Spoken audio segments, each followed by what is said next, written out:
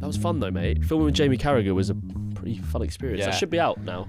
It's out today, yeah. Out today. So yesterday at the time of recording. Yeah, your question was good. I was happy with that. I think Kai's was the best of the day. What was Kai's? Kai went up in an Everton shirt and he was. He said, if you could swap everything in your career so you win the same things but you run it with Everton, would you do it as a boyhood Everton fan? And Jamie Carragher was like, that is a really good question.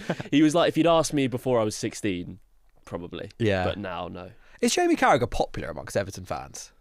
I doubt it. Surely seen as a bit of a Judas. By some. Yeah. I mean, he's an interesting one, isn't he? Yeah, I feel like you can't judge him for... No. He's played 750 games for Liverpool. He's not going to support Everton. He was getting a lot of shit at the game yesterday before kick-off. Like, they're doing the Sky stuff before the game, and he was just getting dog's abuse from the side of it. It's a shame. So there you go. There's your answer. I thought he was really good in the 20 versus 1. Yeah, he was brilliant. He was out to win every debate. Yeah. Because, like, obviously getting John Terry on is a massive coup, but he wasn't really up for scrapping people. It was very mild-mannered. Whereas Carragher, you sat down opposite Carragher, and he wanted you to leave that chair with him having won. Well, somebody sat down and said, you know, I'm a big fan, Liverpool fan. I don't always agree with what you say. And he stopped him halfway through. Yeah, like, what don't you agree with? And bless him, the guy was so put on the stop. He was like, and he got voted off. He started, I don't know if that would be in the final one, but one of them started like really digging themselves a hole. And I was just sat there like, mate, just get up and leave. Zach's killing it, man. That concept's just so solid. I love it. It's good fun. Yeah, it was really good. It was really good fun. Say it was not good fun. Brentford Fulham. Do we have to start with that? Do you know what? I was meant to be watching our friend of the pod, Liam Miller. Oh yeah, did you all go? Mate, I was so ill. I texted you that. Oh yeah, shit, I forgot about that. Yeah, I just felt so rough. I got to King's Cross, got on the train. The train was massively delayed. Every train was delayed with some sort of issue where I didn't know how long. Stood on the train for about 15, 20 minutes. And it still hadn't left. And I was like, you know, when you're just feeling worse and worse and it's packed aisles, everything. And I was like, Liam will understand. So I went home and it was the best day, apart from Fulham Brentford, to be ill because I just watched football from 12 till 10. I literally didn't move. It was a quality day of football. But Fulham Brentford was one of the most boring games. Did you? I watched the first half. Why? Well, I had it on. Shouldn't have done that. I had it on. I was like, I might just have a bit of a scroll and just, you know, if something happens. I was half time and I've literally not looked up once because nothing had happened. I didn't think it would be so boring. I thought it was a derby. It was a vicious West London derby. Vicious, mate. Yeah, that's the word I'd describe. But it's normally a fun game. Obviously, Wilson, the beekeeper, normally keeps them in line. The beekeeper? Fucking hell. What? Why are you laughing? Harry Wilson? No. Is that a nickname he's got? Yeah. Did you just... That's what he's the beekeeper, mate. He's the beekeeper. Yeah, sure. He always scores against them. How could I forget? I think he scored like 7 goals against them. That's pretty impressive, to be fair. But yeah, it was... I mean, I don't want to dig Brentford out too much because I think they have an amazing season. But the way they play football is atrocious. Yeah. They. I mean, I know a lot of teams do this now. They do the long kick from kickoff. Yeah. They just do it in open play. There's times where they just flick it up and just lob it forwards, and you're like, what sport is this? Margins football, mate. Margins football. I'm quite happy we beat Brentford earlier in the season at home because I feel like that's the kind of team we are normally terrible against. They're a good side this season. Is there any actual science behind? This is very Ollie Thomas coded, actually. This is like you in an international break needs to go and do a TikTok on this. Yeah. Do teams actually score goals off of these like territory kickoffs?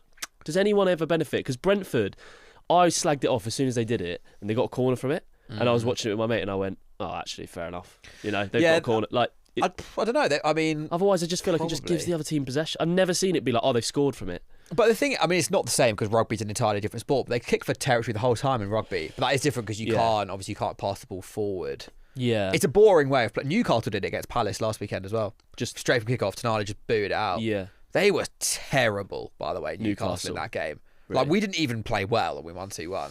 Yeah, I think I said on this pod, Eddie Howe would lose his job at Newcastle. I don't think he's going to lose it, but I think it just feels like it's coming to the end, mate. By the way, elephant in the room, Fiorentina. Way! Congratulations. Way! Congratulations. Yes! How was it? Come on, mate. It was unreal. Yeah. I mean, the game itself was quite stressful. When lost 2-1, but yeah, there was a period we were 1-0 up, and I was like, great, we're going to cruise here. And then in the space of 5 minutes, Wharton went off injured. We conceded a penalty, and Lacroix went off injured, and I was like, and then they scored right at the start of the second half, and I was like, are we about to choke? Are they serious injuries? No. Thankfully not. But the Lacroix one looked bad, and Wharton's it's like a groin injury, but he's had it loads of times before, so he like pulled up and not like was like that, and then I was like, no. A bit Rodri-esque. Might be what happened to Rodri. Yeah, He's kind of pointing at his groin. He didn't look too serious. But I think he should be okay. And there's a video of him out on the town in Florence later Yeah, that night, they're so all I'm out. sure it was fine. Lacroix, I thought Lacroix had done his ACL initially, That would but be he's tough. available tonight. Well, apparently. ignoring the football, did you go out with the Crystal Palace I players? didn't. Surely you had to go and find them. Well, I got quite a lot of stick for this. I don't know if do you have Twitter? I don't use it. Oh, right. I have X, but I don't use it. So I went off private last week when I had my real crash out about being an Arsenal fan in inverted commas. I was like, I need this to reach as many people as possible. And I haven't gone off private. I haven't gone back on private since. Why? I don't know, because people are mental. I tweeted that night being like, oh, I'm in bed, but I've just seen the Palace team, like, might be out in the town. Am I going to have to get out of bed? And people were like, you're in bed on a European away day? And I was like, yeah, well, I'd been out, had quite a big night the night before, Yeah. violently hungover the day of the game. It was also like midnight, all the bars were closed. And I was like, yeah. do I really have to I was like, I started justifying. I was like, you know what? Why am I justifying this? Some like random faceless Millwall account. It's one of those. I was like, you know what? I'm just going to go and touch grass. Just phone down. Another to little sleep. plug there. But no, so I didn't see them on the sound, which is a shame. I did actually, I DM'd Rio Cardenas, who is in the squad. He follows me on Instagram. He didn't reply. Maybe they've got some black all in the squad right now. Just air Ollie Thomas. Pretty peak. And the social media manager did like tease me a little bit. He like sent me an eyes emoji. I was like, mate, come on, tell me where they are. And he was like, nah, sorry, bro, I can't do that. I was like, why would you? Don't DM me then. Yeah. So I didn't go out with them, which was a shame. But like realistically, I think when footballers go out, they probably have like 2 beers and then they just go out. Yeah, it can't have been that crazy. I mean, West Ham, well, Spurs fans will be fuming, but West Ham must be licking their lips at that. 2 big injuries. I mean, Wharton and Lacroix aren't going to play, surely. I think Lacroix might. Really? Oh, yeah. Okay. But the thing is, we're only. But even still, like Spurs must. It's just nothing's going. For Spurs. Oh, I felt sorry for them actually on Saturday. I don't know why I'm so invested in the hate watch, Ollie, but I've become invested. No, you're better than that. I don't dislike Spurs. I I have no gripe with Spurs, but it's just like everything that goes wrong for them goes wrong. I for know. them. Even Palace winning and going on a night out. Where's that come from? It's just Wharton and Lacroix both getting injured and the Palace going on the piss afterwards. Yeah, like, do you think you'll beat West Ham tonight? No, but that's nothing to do with the night out. I just don't think we will. Yeah. Post Europe. But equally, I mean, we're only 6 points off Chelsea, and we've got 2 games in hand. Yeah. So if we win tonight, I mean, I know that every man and his dog is 6 points off Chelsea at the moment, but if we win tonight, like, we are in the thick of it. In the words of KSI. Do you know what it is? I even watched the Simon Charity match on Saturday. Did you? Yeah. I watched 5 games of football. Fulham Brentford, Simon Charity match at the same time as Leeds Wolves, and then You gotta Spurs go out, Brighton. What else did I watch? Yeah, and then the Chelsea Man United. How was the Simon Charity match to watch? Genuinely really enjoyable. Stephen Tries cracking me up the whole time. He's good, isn't he? Nico got robbed. Scored actually a really nice goal. Yeah, I saw he was took like his goal really on well. the shoulder, inside his own half. Yeah. First Lino time finish. I mean, the officials do a good job at those. Like Clattenburg plays up to it really well. But I thought the Linos were a bit like, just let it go. Just let it go. Yeah. You want it to be like 18-all. It's not bloody Wembley, mate. Well, oh, hang on a minute. Yeah, but it was good. It was 10-all full time. Is that right? Yeah, and I think they raised like £6.5 million or something. Jeez. Insane. That's mental. I read that this is going to be the last one. Yeah, maybe. I mean, how many have they done? I don't know. They've done this was the 10-year anniversary, but they've not done 10. Is that right? There's unconfirmed rumours that they've got another one in May. Right. Another one in May. Like a World Cup themed thing. World Cup theme. Oh no, I know what that is. Whoa. It's not that. Whoa. Whoa. I think I do. Maybe I've got some inside information. Are you going to tell No. people? You little rat, bro. No. I saw. I went to Dulwich Hamlet on Saturday. Yeah. And Reeve was there. Oh, nice. How random is that? Yeah. He was like, "What are you doing?" I was like, "What are you doing here?" I guess he probably enjoyed that game of football more than the one on the Sunday. Yeah. Poor Bless guy. him. Saw a lot of pitch side clips. Lewis Lewis was away, which is gutting for them, I but know. Tom was making up for it. Tom was just singing a song. I actually felt sorry for Theo and Reeve. Did you see the clip where he like shoved their heads and stuff after City scored? No, and I was didn't. like, I actually didn't see that. I was like, if I was Reeve, I probably would have punched him. Yeah, Reeve could kill him as well. Yeah. But Reeve's lovely. Yeah. He's never going to I think Tom's. I saw Tom say today he felt a bit bad about doing that. Tom was quite pissed, wasn't he? I think he so. was drinking a bit. Yeah. I saw him say my favourite clip from that is when he's singing about them bottling the quadruple as Arsenal equalise. Is it the yeah? Is he the song was something like "Nah, quadruple fucked it up again or something. Oh, yeah, it was yeah. like on repeat in my head when I watched it, and then I've like thankfully And then he's forgotten singing it, and then they score, and he's just there going like, Yeah, it was actually a good game though. Yes, it was a good much game. better game than I thought it was going to be. Proper throwback Premier League. Like, you got the battle with Haaland and Gabriel. I enjoyed that so much. Yeah. Shout out both of them actually, because did you see for Haaland's goal, he properly grabs Gabriel's shirt and like pulls him back like that and then scores. And Gabriel didn't even peel it. Yeah. And I thought that's good. There's an understanding between the two of them there, which is like, we're going to scrap each other all match and we're not going to be like melts about it. Did they shake hands at the end? Yeah, like, I think Haaland complimented Gabriel at the end. He was like, oh, it's like a really good battle, which I really enjoy. That, you know what? Stinks of them starting a podcast together in like 10 years. Doesn't it? Gabriel needs to brush up on his English, because I don't think he speaks very good English. That is a nailed on like overlap podcast in 10 years. I can see Clip this up. I can see it. Yeah, we've gone early with it, but I like it. What did you think of Haaland's decision to stay on his feet? Because arguably, the league, if he goes down there, gets Gabriel sent off, they lose him for the next 3 games. Yeah. Arguably, that's an even bigger difference. I know. Do you think he should have done it? He probably should have done it, but you can't complain when a player doesn't do it. I rate that he's such a throwback.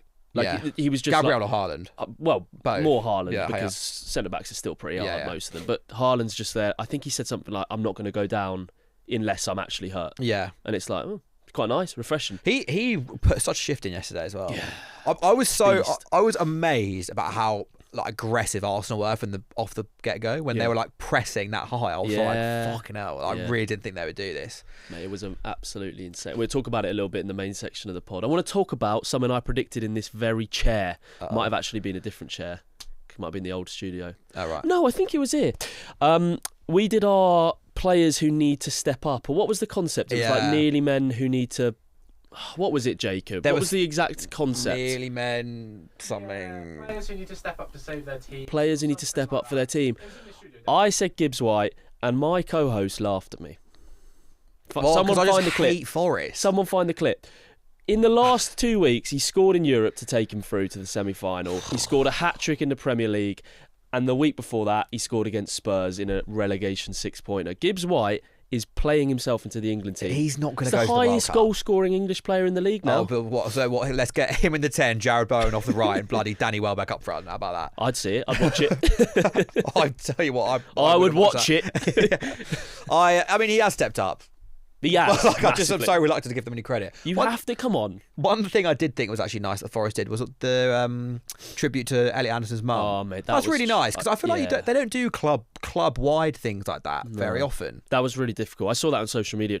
I saw Gibbs-White interview after, I think, must have been the Porto game. Yeah, because they play at home. Anderson didn't play in that. Anderson didn't play in. Gibbs-White, it was like, you know when someone's voice is going, and then it makes you go watching it. I was like, I can't, I'm going to go.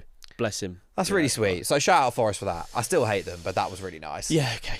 But yeah, I think that they might have done enough to stay up. What a weekend of Premier League football. We bigged it up on the last pod. I think that was the most enjoyable weekend of Premier League football I can remember in a very long time. You know, there's obviously been bigger and better, but in terms of recent memory, last 2, 3, 4 years, can't remember a weekend where it was so exciting. I watched so much football. And now everything is so... Even Villa-Sunderland was 4-3. Yeah, I was actually getting a bit of FOMO watching Everton-Liverpool, because I was like, obviously you're not going to switch off the Merseyside derby, and I'm glad I didn't, because I saw the Van Dijk goal at the end, but I was like, man, that game's kicking off. Yeah. But I like to have the little window in the corner. Yeah, where it's you can nice just keep when it everything pops up. going. It's like a YouTube video. It's really good. Some commentary in there. Get Deji reacting. Did Deji play in the Sidemen charity Yeah, match? he did. The first thing he did in the first minute was suplex somebody. Like, there was like a free kick, and he started like just like WWEing all of the fucking plays. So stupid. There are some good clips from that. Chris MD's goal, mate, is. So I saw we were at Dulwich Hamlet, and Reeve showed me a picture of the Theo thing. I was like, that's cool. And then I watched the goal, and I was like, horrendous. That is like the most... I mean, obviously, it's a charity match, it doesn't matter. But I was like, imagine taking your shirt off after you've scored a goal like that. What is Will and E doing? I know, it's terrible. He was like level with the ball, but just kicked next to it instead of kicking the ball. Oh, that was funny. Yeah, there was some... Even Tobe Jizzle's goal was obviously... like looked so good, and then you just realised sketches 5-6 and just let it go over his head. I was like I read like one of the best charity match goals ever. I was like, I mean, yeah, fair enough. Like even getting it on target from that far out with the Trivela is impressive, but I mean, I don't know. It's funny watching It's funny watching players who are not good enough to play at Wembley play at Wembley. I can't tell you how much I agree. And what you need to do if they ever do another one is watch it whilst watching any high-level football above it. So I had the TV with it on, and then the Premier League, and then the iPad with my mate had the Sidemen charity match. And it's like you watching like Aronson run down the wing for Leeds or whatever, and he's like bombing it, and you're watching Deji, and he's like, oh, he's still going. Yeah. Oh, he's still going. And I'm exactly the same. Ollie would be the same. Like, just when you watch anybody who's amateur, it's just crazy how slow it is. Watching yourself play football on like a TV camera pitch, it's the most humbling experience of all time. Exactly. I think because I've seen your shout out Touching Grass. Some of the bangers you boys were scoring, and like those kind of still look good because it's a YouTube video. So, but it's like if you were like running from the halfway line and crossing it, it's like it look ridiculous. It's like it takes like 8 seconds. Yeah, I actually think some of the clips from that look better than they felt. Nice. Do you see what I mean? Like you watch it back and I'm like, oh, that actually looks. In my head, that's gone at like 1 mile an hour. Yeah. But yeah, I feel so close to scoring some absolute bangers. Those videos have gone down really well so far. Yeah, I know. If you're listening and you haven't watched Touching Grass, not you. No offense. I'm not involved. Sorry, although Seb did ask me to come on, so. Oh, did he? Yeah. What, on shoot tomorrow? No. Yeah. No, we're looking for a guest tomorrow. No, he did mention he said we need somebody who can score bangers. Well, that's word for word on Zach Gilleb's shoot. Well, you can. Well, I hope I can. Well, we'll definitely get you on at some point. We're going to do quite a lot of football stuff, I think, before the World Cup. The issue I have with recreations, I've always had it, so whether it's doing stuff with Chris or anyone in football YouTubers, I'm left-footed. So it's kind of like, if you're setting up to do any goal, it usually doesn't suit, because I can't do it. I have to go I think it would happily mirror it. We did Dorgu's goal in our left foot. It was actually deceptively easy against Arsenal. Yeah, I think volleys are quite easy. Yeah, you just people swing don't realise 1 in 20's going in. Yeah. I think I got that third try. Yeah. I've had a few shoots with footballers where I've wrote into the script before, like, I want to do this goal or this goal, and I thought I'm going to do a volley because I know I can execute that. Yeah. Whereas like an actual long shot or anything, it's different. Mate, we tried to do Soboslai's free kick, and it was just like. Surprised you're not still there today. Yeah, obviously we got kicked off the pitch before we could finish it. I hit the bar on that with a decent one, but like. Obviously, I don't think a non-pro footballer can replicate that level of technique. No, I don't. Especially from like that distance, hitting it that hard. There's people who specialise in I think Billy Wingrove or someone who can really strike a ball. Different level. Different gravy. But yeah, the way he hit that was just ridiculous. What do you think the best goal you've ever scored is? I remember scoring when I was like 10 from the halfway line and thinking I was Beckham against Wimbledon. That's class. And obviously the pitches are smaller. And it was a school game against another school, but I remember being like, I'm him. Yeah, I felt really good. That's sick. Yeah, I've scored a couple of good goals for Clapham. I scored a really nice free kick this season actually. Played a ball through to. Do you know who Julian Alvarez is? Julian Alvarez. I'm well aware. Do you remember his free kick against? Who was it against? Why am I blanking it? Champions League recently. Barca? Who was it? He scored an unbelievable free kick. Yeah, they scored one versus Barca. Barca. So he played the ball through. I played the ball through. My striker got fouled. His striker got fouled. And then from that resulting free kick, there was a red card, and I scored. That was this season. You that and was Julian. Similar. Does J in JCC stand for Julian? Yes. Joe Tomlinson doesn't rate him. I was arguing with him on a group chat the other day. We were watching the game and he's like, he's just mid. I'm like, what do you mean he's mid? He's one of the best strikers in the world. He's like, nah, he's mid. He has some.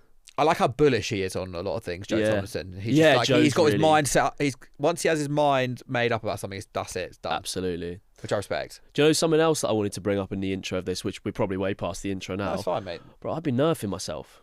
What do you mean? Messaged you about this. I have been nerfing my own career. It's ridiculous. Career sabotage, really, from yourself. The last 2 months, I've had a little bit of success on Instagram. I never pushed my Instagram success. I never upload. I never do anything. Guys. And I started to upload more content. I've started to repost things. I've seen a bit of growth. It's very positive. And then I thought I'll repost the things that do well on Instagram to TikTok. Again, I don't use TikTok as much as I should. And I've lent on you as Mr. TikTok for some advice before. And I was like posting stuff and it's like getting like nothing. You know, like 10 likes, 5 comments. I was going, whoa, I'm washed. Or like I'm doing something wrong. Or like there's some issue with my account. But as I don't even know why I didn't pay more attention to it. I just privated the videos and thought maybe they're just stinkers on TikTok. They don't work. And then I went into my analytics the other day to check on a monetization issue on my TikTok. And I saw the privatised videos in there because don't delete them. For those of you uploading on TikTok, never delete. Don't delete the videos. Just make them private. Make them private. Kills your algorithm or something, I'm told. Yeah. One of them had 100k, the other one had 30k, the other one had like 90k, one had like 6k. But it was a visual bug. I've never heard of this visual bug. No one else has heard of it. And I've got proof because Scarlett was with me. I think I voice noted you. Maybe I didn't. Maybe it was Kieran Carlin. No, she was like, I have seen it. She was like, I was like, look, 7 likes, 5 comments. I clicked it. What and was the video? Up like the Sky one we did, the Sky Bet one. The one with me talking Cheltenham. about I'd rather win a that one, trophy than England win a trophy for Fulham. I actually commented on that on TikTok, saying that when you said that Fulham never won a trophy. I commented being like, "What? Fulham never won a major trophy? I didn't know that." And those people were replying like, "Yeah, no, that's actually true." I was like, "I'm joking." They don't know about the pod. Yeah, got to get the pod out there. Jokes don't really translate. Jacob, get the pod out more, man. What are you doing? On the video I made about Man City Arsenal, this would be a nice little segue into the main part of the pod. Yes. Yeah. Someone commented being like, "Oh, do you still think Ezra's better than Cherky?" And I was like, "Okay, I've never said those words in my life." But I love when people put stuff in your. Yeah. But I replied and I was like, "Mate, like reply to me when Cherky wins Palace the FA Cup," and he was like, "Well, he's literally about." This guy just kept on. I was like, "Oh, this is obviously a joke." And I was like, "Yeah." Well, I said Palace winning the FA Cup over every other sporting achievement ever, and people were like, "Mate, like how? What about Leicester winning the league?" I was like, "Fucking hell, guys! I'm joking." Well, everyone just gets so amped up. Especially when it comes to Arsenal. They really do. People just go skits. Yeah. And I'm annoyed that people are downplaying how generational this run-in could be. We've got a straight shootout for the title. It's unbelievable. Well, firstly, we said on the pod last week, didn't we? We said that it comes down to how they play as well. How do you think they played? Well, so I think Arsenal played well. You were a lot more bullish on that than I was, because you said if they lose but they play like title contenders, you could still see them winning the league. Yeah. Did they play like title contenders for you? Yes, but not as much as I think the narrative's been online that I've seen. Like I think they lack quality. People are like very impressed, and I'm like, they did well. They probably did deserve a draw. It's a classic away performance. Like they've gone there. Kai Havertz has to score at the end. To score at the end. Like he's a free header from 8 yards out. So I was impressed with how they set up. They didn't park the bus, and again, if you're putting Ollie's Arsenal hat on, you'd say they didn't have any fullbacks. Like they had to make do. Like, O'Reilly made a big difference in that game. Their squad actually low-key stinks, Arsenal. I don't think it stinks. It doesn't stink. You know what I mean? When it's you look good. at them play against each other, and I'm just like, City just have better players. City do have better footballers. They do. What I mean? Like they have better footballers, definitely. But yeah, I think I was impressed, but I also just didn't think at any point throughout that game Arsenal were winning it. Is that a fair agree assumption? with that. I would. There was agree no with point that. where I was like, even if Eza scored to go 2-1 up when he hit the post, I would have. I just was like, I think City get a goal. Yeah. Like it's either a draw or a City win. It just never felt, and that's a feeling. Yeah, it just never felt like Arsenal were going to win. So much of the title is just about feeling. Yeah. Because something that doesn't take into account any feeling. Opta supercomputer. You've seen what their title probability is. Go on. Guess. 60% City. 73% Arsenal. How? According to Opta. How? But just based on. But if City beat Burnley in a couple of days' time, they're top of the league. Because it ignores all feelings. It's just like, who have they got left to play? Yeah. Will they win? Well, Arsenal's run-in is easier. Way easier, actually, I would go as far as saying. I mean, the thing is, there's no such thing as an easy game in the Premier League, as they say. But also, everyone has something to play for apart from about 3 teams. Yeah. And to be fair, Arsenal play 2 of them. Yeah. Yeah. But yeah, it was a good game. I'd been bigging up Eze as like a difference maker all week. I was like, yeah, this is, if he'd scored. Oh, when he hit the post, I was like, oh, fuck. I can do you one better. I put a little cheeky bet on. I had about 5 of my mates round. I put a bet on there'd be a red card in like the 60th minute. I put that bet on. Gabriel. What? Oh, it was so obvious. Yeah, it was a red. It was a red. I also, before we get onto the actual predicting the run-in, which is what we're going to do in this, shout out Jeremy Doku. Yeah. Now, I know he doesn't get many goals or assists, but like you can see when he gets the ball, the opposition are just like, fuck. Yeah, he's scary. Fuck. Yeah. He could just go around anyone when he wants to. And that goal, the winner, that is, I mean, it's obviously a lot of it's Nico O'Reilly, does really well, but it's Doku just doing the little jink inside. Is Doku basically just Elise with no tech? No. No, not at all, actually. Like, I do rate Jeremy Doku, but like he doesn't have that output. No, but he's got to get that output. He's got absolute wheels. Yeah, that's the thing. I like him. I think he'd be really a good. nightmare to play against. That's what I think. I always think that. Like, if you're a right back and you're just like, mate, what am I meant to do? This is why that thing we keep bringing up on the pod every week about easiest position, hardest position to play. We spoke to Jamie Carragher about Jamie Carragher said it, yeah. What did he say? He said centre-back's the hardest position to play. I just don't subscribe But when to that people at all. say full-back's easiest, because I'm like, you got to have Jeremy Doku running at you all game. Yeah, but there's no consequence to that. Like, no one's blaming Mosquera for that. Obviously, he struggled, and Neville was like, oh, this is tough. But no one's been like, yeah, Mosquera stinks. What if Doku had just walked past Mosquera, crossed it in, and Haaland had scored that winner instead of O'Reilly? Like They would go, where's the support for Mosquera? Really? They go, where's Madueke? They said that at half time. They're like, Madueke's not doing enough defensive work. Yeah. I'm like, but what? Like, why should he? Mosquera's a centre back. Yeah. And he should be. I don't think the centre back thing. I completely disagree with that. And I've actually played centre back and 11 aside. The one thing I liked what Jamie Carragher said though, he said because somebody said striker, and he was like, the one thing he always says is if you play striker, you can do your job in 20 seconds. Yeah. If you score a goal, it's done. Yeah. Even if you have a bit of an average game, you've scored a goal. Whereas he's like, I can keep a clean sheet for 98 minutes, and in 99th minute we concede and we lose the game. But it's that centre back's fault. I don't know. I did get that point. He argued it well. I don't think centre back's the hardest. No. Six. I think that. Yeah, I agree. 6. It's just like the thing of having the whole game in front of you it just makes everything so much easier. Definitely. As someone who has played in defence and then tried to play midfield, it is so much harder to play in Yeah. midfield because you're just having to be like, oh, just the whole time. Absolutely. Performative scanning, Absolutely. as they say about Shoot. Decky. Declan Rice. Decky, yeah? Techie Decky. Techie Decky. Yeah. Have you made that up? Yeah. What do you think? Do you think it'll catch I think on? we should get into the main section of our pod. I really want to move on from Techie Decky. Did you think his thing was performative? No, mate. Why does everyone? That's why I said performative scanning. People are like, mate, Declan Rice, he just does performative scanning. What the fuck? What do you mean by that? It's not over. It's not over. I don't know if he thinks. I don't know if he knows he's on TV. Have you seen how Mbappe always checks the screen? Have you seen this before? No. There's videos of Mbappe when he's celebrating. He's constantly just going. No. I've never seen those That's videos. performative scanning. Yeah. One of my favourite things with Mbappe is whenever somebody scores a really good goal against him, he's always like, he always does the like. Yeah, he goes. It always does it.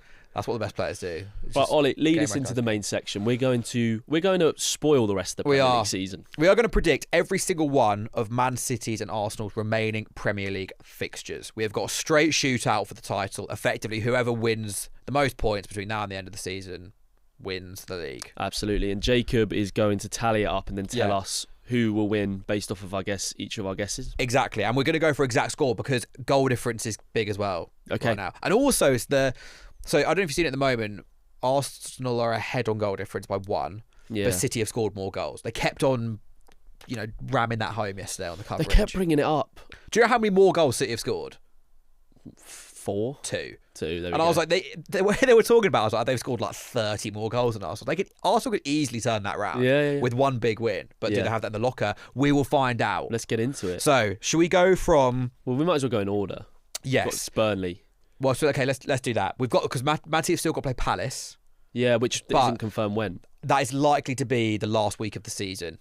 Yeah. Similar to the Spurs game a few years ago. If you're in the final. If we're in the final, which hopefully, God willing, we will be. Actually, it doesn't even matter if we're in the final or not because we can't play next midweek or the midweek after, so it has to be the following midweek. Okay. Okay, first up, Burnley away.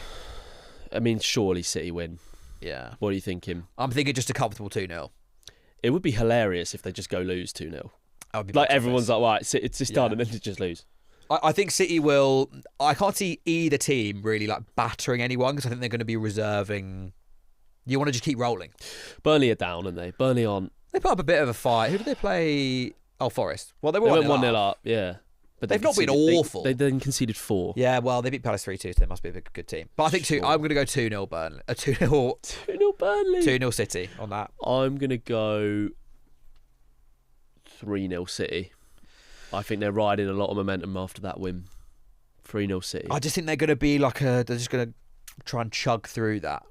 But, we're going to have 2 separate tables. So we're going to have your table and my table, see if it's any different. That's right. Right, so then the following weekend, it's a bit weird because City don't play at the weekend, but Arsenal play Newcastle. Yes. Arsenal, Newcastle. I think Arsenal win that quite comfortably, just because Newcastle are in the bin right now. They've got to. Arsenal have to win that. They have to win that, and they have to win that fairly convincingly, I think, to get people back on side. Yeah. Actually, although to be fair, I say that, I think Arsenal fans generally are on side after how they played yesterday. I think, from what I've seen from Arsenal fans, I think they are just a little bit depressed. As you would be if your team lost a big game, but I don't think they're like, it's over. Yeah, they're not like Arteta out, but there is a bit of hope. I think they beat Newcastle 3-1. I think Arsenal's attack actually did look quite good against City at times, and having Odegaard back is big. I thought Odegaard was good, by the way. He's been getting a lot of heat. Is it not going to be a very nervous Emirates? No. You think it'll be I don't chill? think it will be. I think the thing is now, you've got absolute clarity. I feel like what will happen now is, it's like, right, this is it. We got 5 games to win the league. Yeah. And it'll just be like, you just got to forget about it. The rest of the season just has to not exist. Yeah. And I think people will buy into that. Oh, this is a tough one though. Newcastle's like, it's an easy game on paper, but I don't think the nerves are reality. strong because like it's not. Arsenal have way less to lose now. Did you see this stat that I've been deep in stats recently? Since 2020, first place have only beaten second place once in the league. I saw your video on this. Didn't you do a video on something like that? No, I said you have to beat the record of like first, second. Like first place doesn't beat second place very often at all. I mean, that's the first time. Correct me if I'm wrong. It's the first time City have beaten Arsenal in 3 years in the league. Right? Yes. Yeah. And they've won the league 3 years, so. But I think that Arsenal feel like the chaser now, which might be better for them. Do you think? Yeah, I do. I think they get. Do you know what? There's something leading me towards a draw here.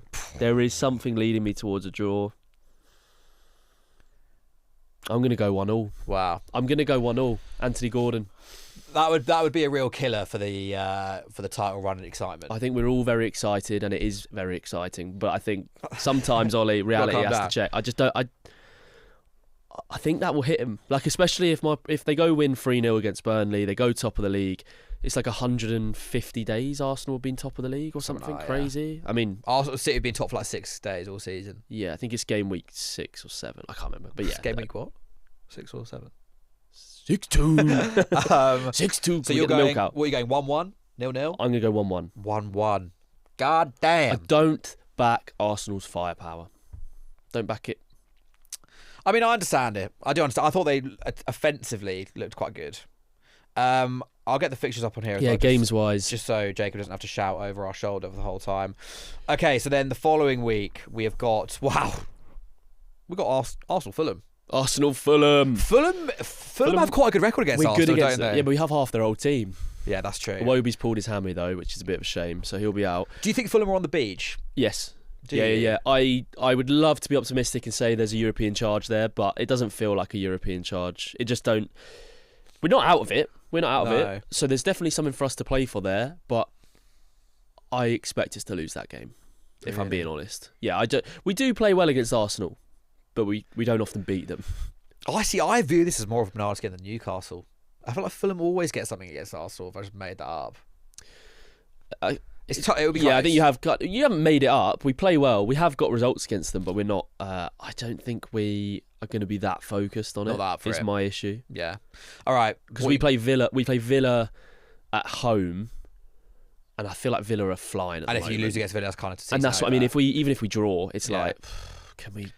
What we've got to rely on so much to go our way to finish 7th and get in that Conference League. Yeah. So what are you going for? I'll go. We never get battered. I will say that about Fulham under Marco Silva. So I think it'll be a tight game. I'll go 2-1 Arsenal. I back 2-1 Arsenal. 2-1 Arsenal. Mate, this is tasty. Monday night, under the lights, Everton, Man City at Everton. Banana skin. That is what I call a banana skin. That has to be. be. If I've ever seen one. Everton still... I mean, if Everton had got a draw against Liverpool... Am I overthinking this? I feel like it would have created an even better atmosphere around the club. Like they might be a little bit down still. Like the last game they lost in the 99th minute, Van Dijk. Yeah. But also, Everton are one of these teams who I feel like there is a genre of team who will really want Arsenal to not win the league for whatever reason. I don't think Everton fall into that category. No, Everton and Arsenal have no beef, so they'll be just that. I think that's something to keep in mind. There might be some teams who might be like, yeah. It might. This is a draw. This is a draw for me. What is 1-1, 2-2, 2-2, 3-3? Okay, 2-2. A Desmond. Damn. I'm going to go ahead and say this definitely isn't ending as a draw. One of these teams is winning the game. Okay. I reckon Man City win 1-0. 1-0. A 1-0. A nervy 1-0. 1-0. So we see the game quite differently. It'll be close. But I can't imagine City getting sucked into a 2-2 at this stage of the season. Do you know what I mean? Yeah, I know what you mean. Yeah. But God, I'm actually quite excited to see how these tables turn out. It's exciting. I might just predict like a massive win from these teams. The following week, Man City Brentford 5:30 at the Etihad. 3-1 City. Yeah, comfortable. I think. That's good vibes. Doesn't feel like a banana skin. I think Brentford make life a little bit difficult, but yeah, 2-0 City. 2-0. I'm gonna go 3-1. Then on the Sunday, fat game, West Ham Arsenal at the London Stadium. West Ham could be as good as safe by then. Yeah, they could. If they beat you tonight. Which I think they will, for what it's worth. I expect Arsenal to win that game. Do you? I expect Arsenal to win that game. I'm not sure I do. I can't... Yeah, I expect Arsenal to win that. I'm going to go for a draw for that. I just think maybe I severely overrate West Ham, but I think they're really hard to play against. What do you think? 1-1? 1-1, yeah. No, I think it's more comfortable for Arsenal. This. I'm going to go 2-0. Really? Yeah, because I think I anticipate West Ham between now and then picking up points. So maybe my prediction would change if I was sat in front of that game. If they lose to you tonight, it's like That's the thing. But they'll have 2 fixtures before that. West Ham? Yeah, they'll have 2 games. So like whoever they're playing, there's so much they've got to play between them. They've got to play Brentford away, and Everton at home. Yeah, so they've got 4 points there. They've got 3 games between that Arsenal game, and I anticipate they will be close to safe. So you think they won't have much to play for? That does count for a lot. I think of the season, and I think Arsenal's defence can keep a clean sheet there. I think they'll win. I think they'll win 2-0. All right, the following week, second to last game of the season, Bournemouth away for Man City. Tough. I think that's where they drop points. That's tough. It's Iraola's last game at home then? Possibly. That's a really good point. Must be. It is. Must be. Yeah, that is. That is the most banana skin of banana skins I've possibly ever seen in my life. Yeah, Bournemouth are tricky. And Bournemouth have a chance at Europe. Yeah. There's a chance Bournemouth get Champions League. Mate, if Villa win the Europa League and finish 5th, I think it is. Yeah.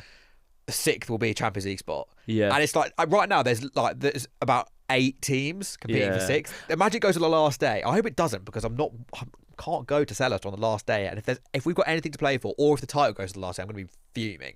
Yeah, I think he will. I mean, there's so much, like Liverpool's fixtures are crazy. Don't they play like? Well, they've got Villa that Villa, game. Yeah, they play like a lot of Chelsea. Villa, again. Chelsea, Man United. They play everybody in there. There's so much to play for. But Palace. This Bournemouth City game is, it is a banana skin, isn't it? I'm going 2-0 Bournemouth.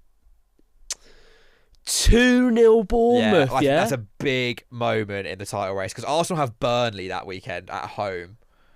Wow. Wait. When do Arsenal play Burnley? Well, so I was just about to Sunday? say, there's the TV fixtures haven't been announced yet. I reckon Bournemouth beat City 2-0 early kickoff on the Saturday. Bournemouth Man City is such an early kickoff Saturday in the sun in my head.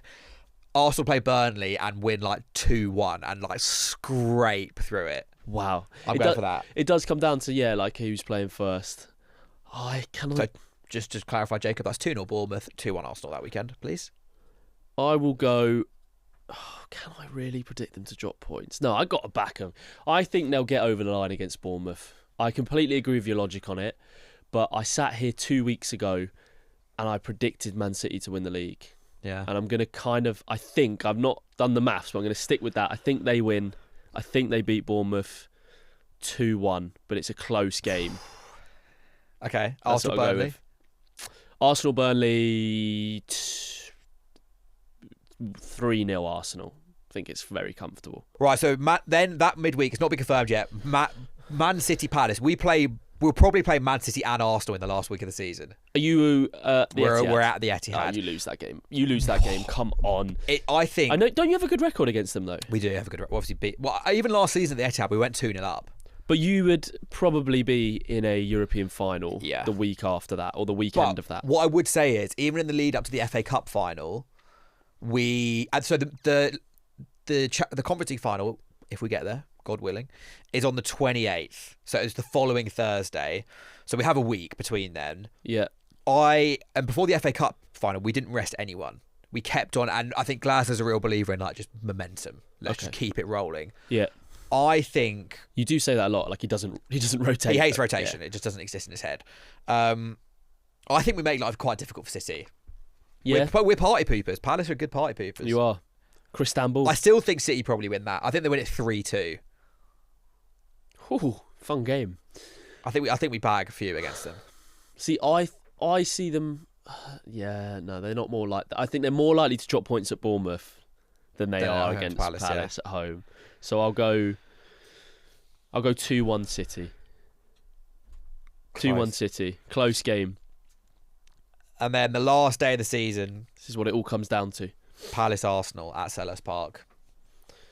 Again, it's just this is much more likely that we last day of the season that we rest, because also by this point we'll know our fate. If we've beaten City, we will probably be in with a shout for Europe. So we will probably go full strength against Arsenal. I think that's a game we do potentially rest people in. Right. Because like a week before, you don't need to rest them. 3 days before, you probably should rest them. Yeah, of course. I think we lose that probably 2-0. If the tie race goes that far, I just think Arsenal will be way more motivated than we will be. Yeah, I think let's go 1-0 Arsenal. 1-0 to the Arsenal. And then Man City Villa, the same fixture that was on the last day of the 21-22 season, where obviously Man City famously went 2-0 down and then won 3-2. Yeah. But Villa, I mean, again, Villa might have just played the Europa League final.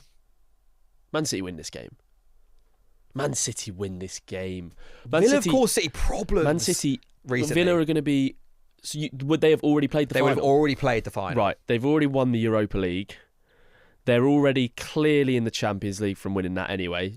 So they're on the beach. Yeah, I think you're right. I think it's like 4-1 City. Yeah, I was going to say 4-0. Absolutely batter them. I think 4-1 City. You go 4-0. 4-0 City for me. I think it's a party.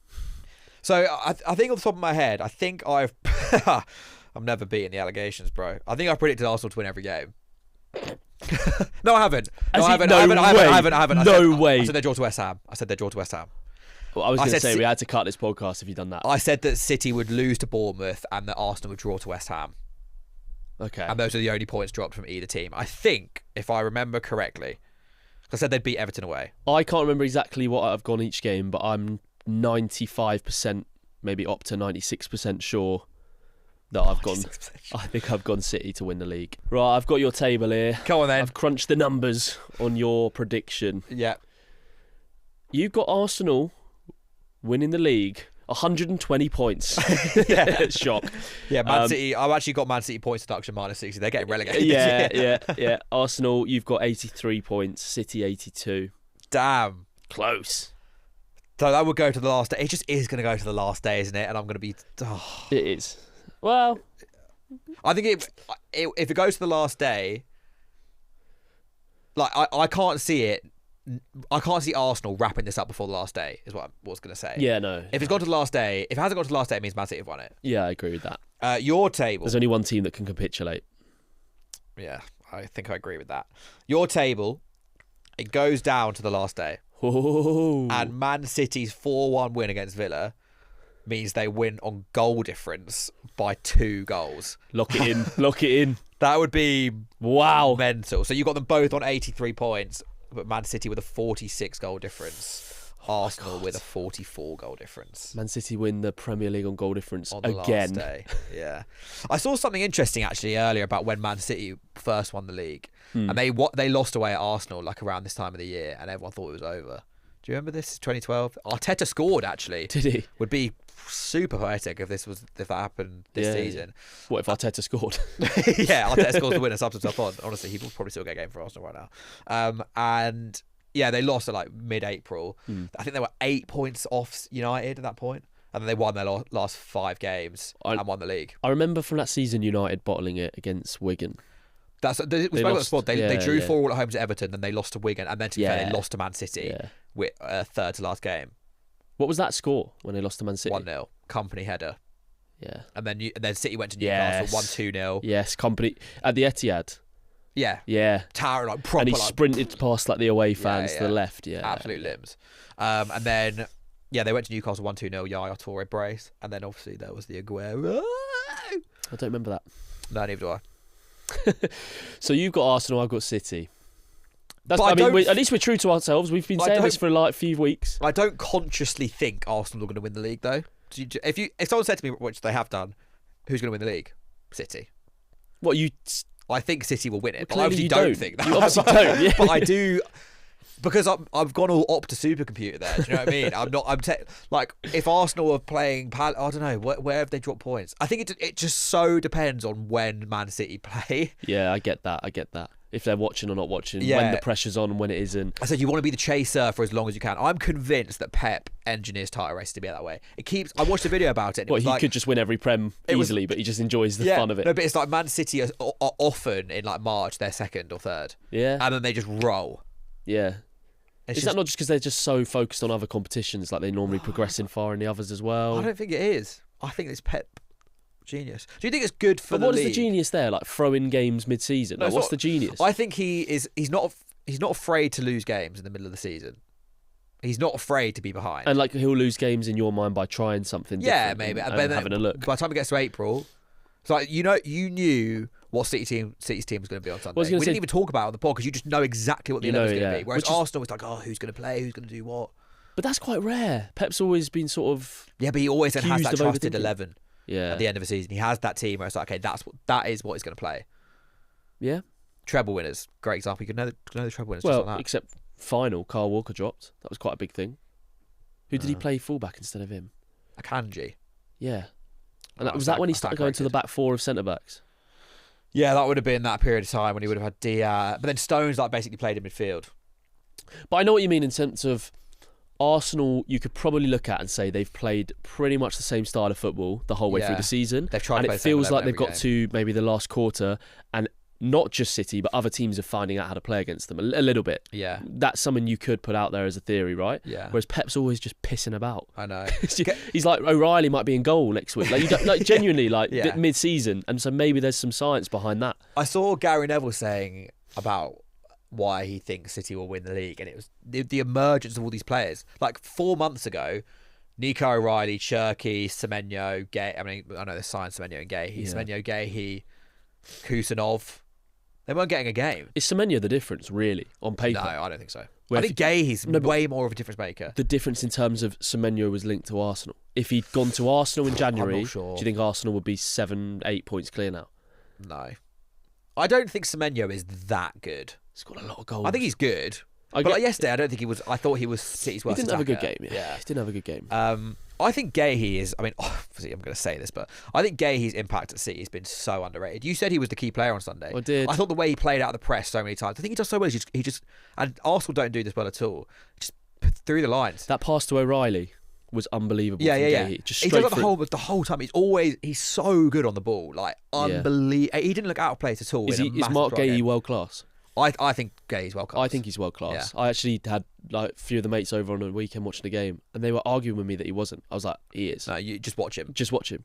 And there's a reason. There's a reason City were nowhere near the title, and then they signed him, and now they might. Gay and Kusanov is a class little duo. Kusanov with a really good block yesterday as well. Yeah. That one across the face. Yeah. I don't know how he got there. He's so good. Quick. He's good.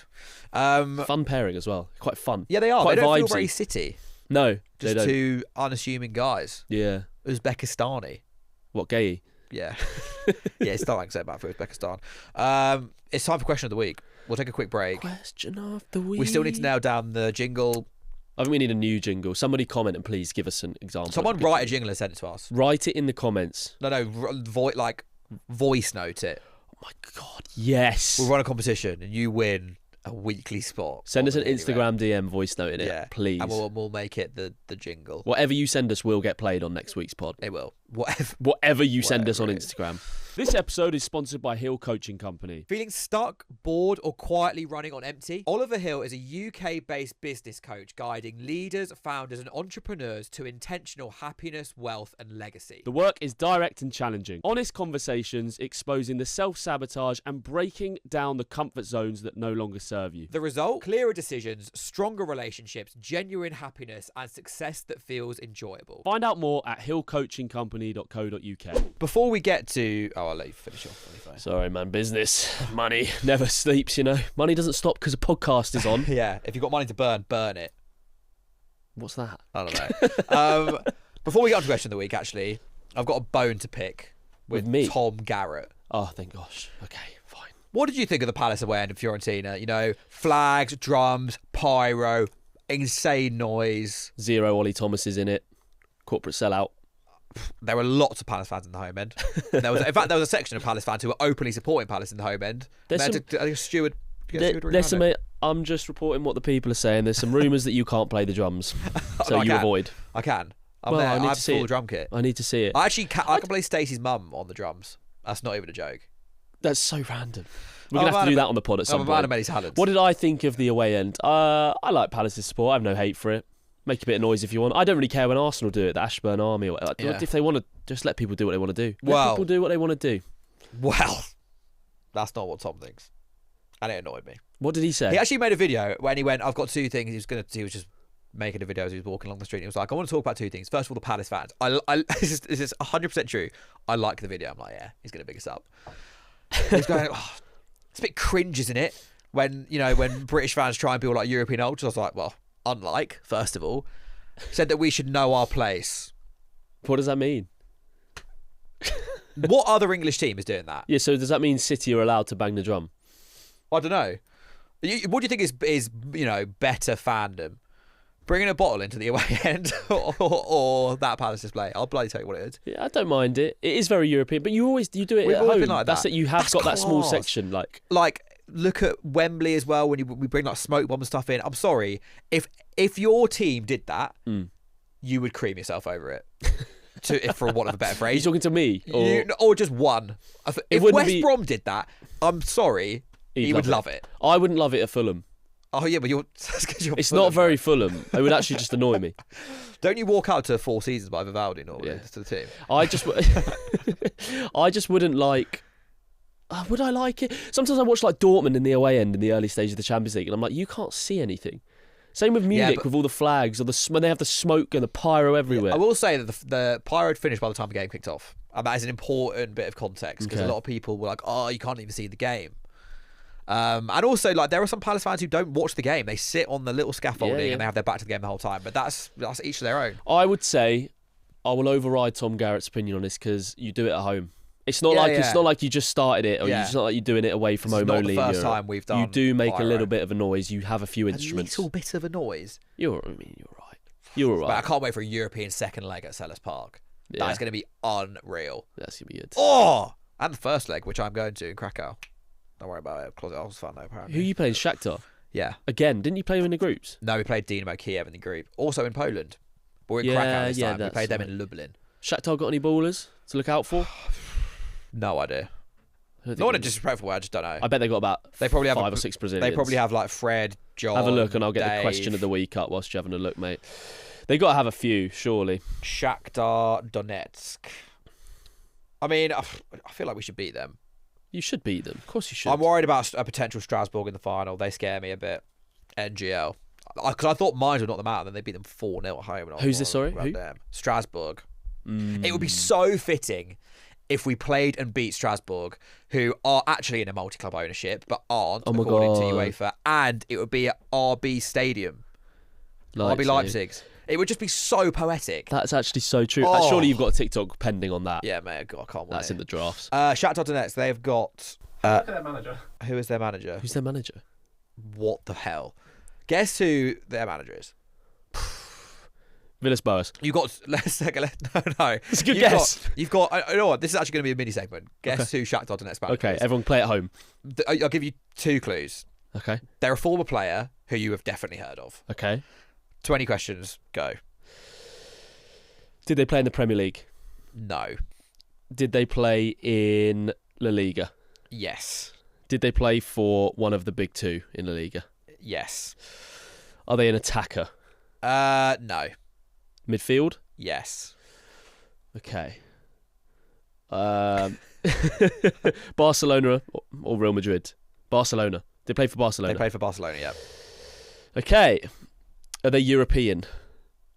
Yes. Okay. Right. So they're European. Are they Spanish? No. French? No. English? No. German? No. Italian? No. Oh my God. Stop saying countries. When you get to 15, I'll give you another clue. Have they managed in the Premier League? No. Have they managed in any other big league in Europe? No. Did they retire? Is the Ukrainian league a big league? I don't Did know. they retire? No. What a football podcast. Ollie just asked, is the Ukrainian league a big league? I don't want to disrespect them when they inevitably beat us. So, did they retire in the last 10 years? yes. Okay. Barcelona midfielders who retired in the last 10 years. Let's start throwing some names out. Rakitic. No, it's not a bad guess. We've got 50. I'll give you another clue. Yeah. They're better known, I would say. They had a longer career at another Spanish team. Oh, okay. Does that help me? Another big Spanish team. Yeah. Atletico Madrid. Yeah. Okay. Atletico Madrid and Barcelona retired in the last midfielder. This isn't a guess, but for some reason, Koke is just in my head, but I know he's still playing. And he's also, I said he's not Spanish. Oh, yeah, he's not Spanish. Not Spanish. Played for Atletico Madrid. So he's South American. No, you asked if he's European. And I said yes. Yeah. Yeah, but then I went through every country in Europe and you said no. I mean, Italy, England, Spain, France. No. Okay, so Atletico Madrid. Do you think people should get this? You will know that you know this player, definitely. He had a fairly fruitful career. He played in Spain for 9 years. Wow. Across Atletico and Barca, and he played about 150 league games. For split across between? The two. 127 for Atleti between the years of 2011 and 2015. And then 36 for Barca in 5 years, which isn't that many. That's ridiculous. Like nothing. He played 100 times for his country.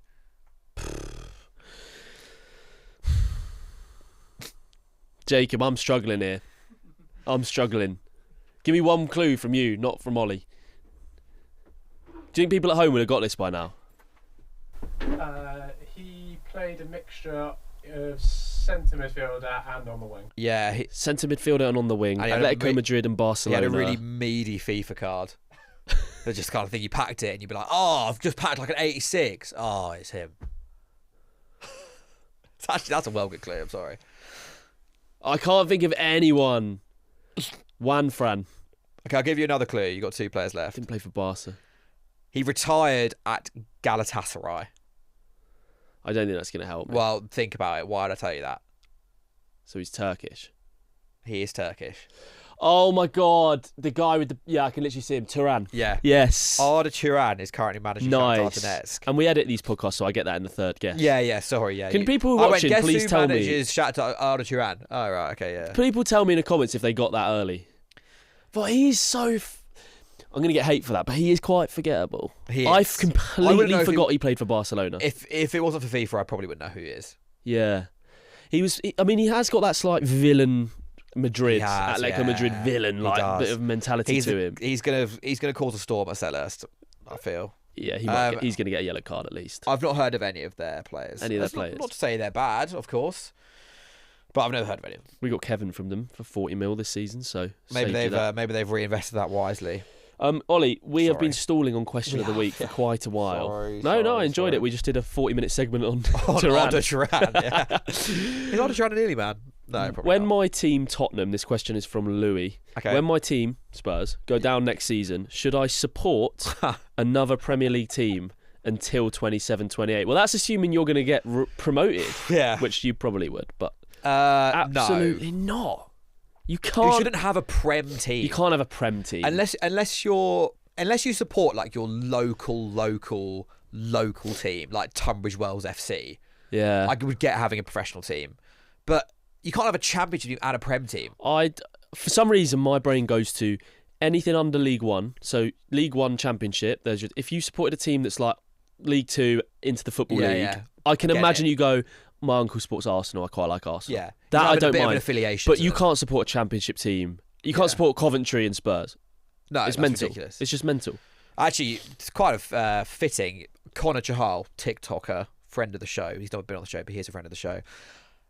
Big Cov fan, got promoted the weekend. He has been getting pelters. Why? Because there's people saying he used to support Man United. I think like his dad supports Man United. Okay. So he's like worn a Man United shirt before, been to Old Trafford. Ooh. And he was getting slaughtered at the weekend. Like, what? Because people are accusing him of capitalising on the Coventry being a real success. Cov fan. From Cov fans or just internet? And internet, just people.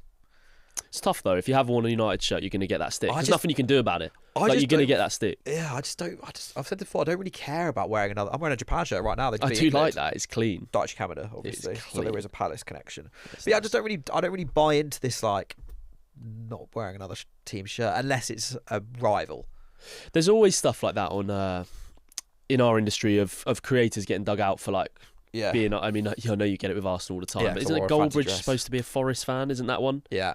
We could do a whole segment on like who's an actual you'd fan. You'd actually be Liverpool and I'd actually be Man United. Yeah, I was going to say, I was actually going to ask you if Fulham were to get relegated, like, do you? I feel like it's completely normal to have a team that it's not going to. We do get relegated. I don't then go and support Arsenal. No, but I mean, like, for example, in the Champions League, I want Atletico to win it. Do you? Like, I don't have any affiliation to Atletico. I just would quite. I always like to root for someone in a competition, even if it's just a little bit. If Palace aren't in it. Does that make sense? Yeah. I think it's... But... So if Fulham were to go down, who would you like want to do well in the Prem? I said you have a historical affiliation to Man United. It's not really, man. I just liked Beckham and Ronaldo growing up when I was a kid, so I'd get their shirts. Who do you? I don't have any family connection to them. Who do you think would be? I actually probably think Arsenal. Wow. Which is mental to say. What a plot twist that is. It's absolutely mental, but like Arsenal... I would like Arsenal to win the Champions League. Do you think they will win the Champions League? No. Neither. I think Madrid are nasty. Don't think they're getting past them. I think, well, we probably are cut from the same cloth in a way of liking nearly men. Yeah. I like teams going and achieving something that they've been setting out to achieve for a long time. Yeah. Like, that's why I want Atletico to win the Champions League, because they've got to a couple of finals. But then there's this Atletico Madrid on that, mate. They play some horror football. Like, they've got better. They've got better. But over the years, they have. I've watched them play, and I've been like, I hate them. Yeah, but like classic, like moments where somebody Gabriel Haaland-esque, half the team are down holding their faces. Yeah, you know, they have that proper. They do proper dark arts football. That's funny. I've watched it in the past and been like, these are shit houses, but not in a good way. I've been like, these do my head in. They have reined that in. They have a bit. They're a bit more likeable, and Simeone's obviously been there for so long. But like, I don't have any affiliation to like any teams when I watch. Like I probably do watch it and go, oh, it'd be nice for Arsenal to win it. Like, they have had an amazing season. It feels harsh to come out with nothing. And also, if they beat one of PSG or Bayern in the final, it's like, that's pretty deserved, mega. Yeah. Yeah, there's narratives all over football though, like, because I kind of want Kane to win something. Yeah, like, Kane deserves a Champions League. Kane He's good and enough. Elise, I would love that. Also, Elise, if Kane wins obviously, the Champions League, well, if one of them win the Champions League, one of them is probably going to win the Ballon d'Or. And for Kane, it justifies the Bayern move, because people will be quick to be like, yeah, you won the league with Bayern, who cares? But if he wins the Champions League, that's big. Sick. That is big for him. Mate, when Elise bagged against Madrid, how's he shooting? How's he not gone to the corner? I love him. I was watching that in like an Irish bar in Florence, and it was actually a really cool Irish bar, because normally, sorry, this is just another tangent, but normally when I go away, I don't like to go to like English pubs and whatnot. Yeah, of course. But obviously, when you're going away with watching a football team, all of the fans are not going to go to some like edgy little Italian side street bar, are they? They're going to go to an Irish pub.